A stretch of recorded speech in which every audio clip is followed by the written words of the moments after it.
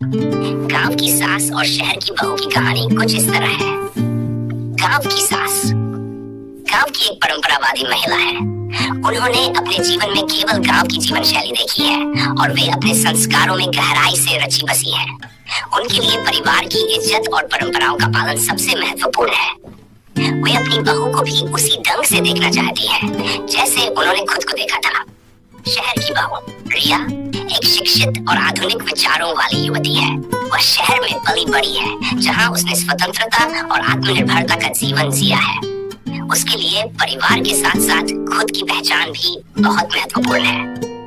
कहानी की शुरुआत जब रिया की शादी मीरा देवी के बेटे से होती है और वह गांव आती है तो दोनों के बीच सांस्कृतिक और जीवन शैली के अंतर साफ साफ दिखाई देते हैं। पहले दिन रिया ने जीन्स और टॉप पहन रखा था।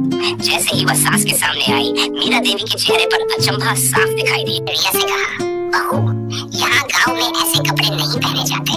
तुम साड़ी या सलवार सूट पहन सकती हो। रिया ने समझते हुए सिर हिलाया, लेकिन उसने अपने मन की बात नहीं कही। कुछ दिन बीते गए। रिया को लगा कि वह गांव की परंपराओं और सास के आदेशों के बीच अपनी पहचान खो रही है। उसने महसूस किया कि उसे भी अपनी बात रखने का हक है। एक दिन रिया ने मीरा देवी के सामने आकर कहा, माँ जी, मैं आपकी इज्जत करती हूँ और आपकी परंपरा को भी सम्मान करती हूँ, लेकिन मैं चाहती हूँ मुझे अपनी जिंदगी अपनी तरह से जीने का मौका मिले। मैं आपके साथ मिलकर घर की काम करूँगी, लेकिन अपनी पहचान को भी खोना नहीं चाहती हूँ। देवी पहले तो चुप रही, फिर बोली, लेकिन अगर तुझे लगता है कि तू अपनी तरह से जीना चाहती है तो मुझे भी तुझे समझने का मौका देना चाहिए। इस बातचीत के बाद सास और बहू के बीच एक नया रिश्ता बना।